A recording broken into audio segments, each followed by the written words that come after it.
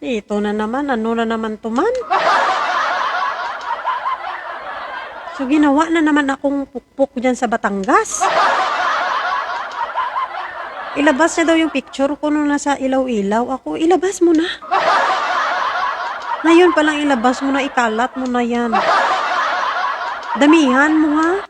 Gandahan mo pag-edit. Gandahan mo kung hindi mo kaya mag-edit. Sabihin mo lang sa akin, bibigyan kita ng mas magandang edit.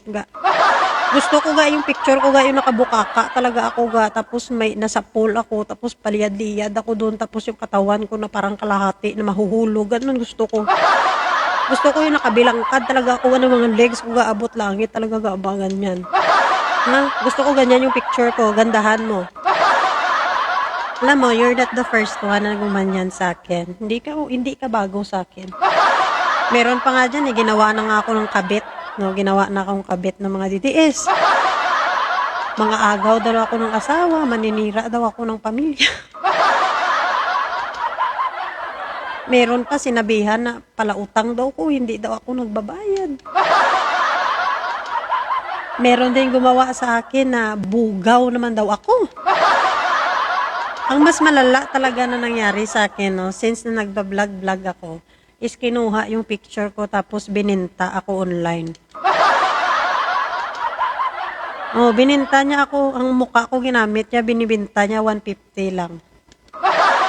Kalala na. Tapos ngayon ginawa na naman akong pukpok. Ay, Diyos ko, Lord, nano ni sila man. Magpagamot na kayo, DDS, may palala na talaga kayo ng palala. Hindi po, tara ko na naman binanatan. Oo, sige na. Kung meron kang picture ko dyan, gusto ko yung picture na maganda talaga. Yung nakabukaka talaga ako. Ha, gusto ko yung nakabukaka talaga. Kung maaari yung walang damit para mas maganda. Ha? Sige, good luck sa'yo. Sana ikalat mo agad-agad yung picture ko na yan at para sumikat naman ako lalo.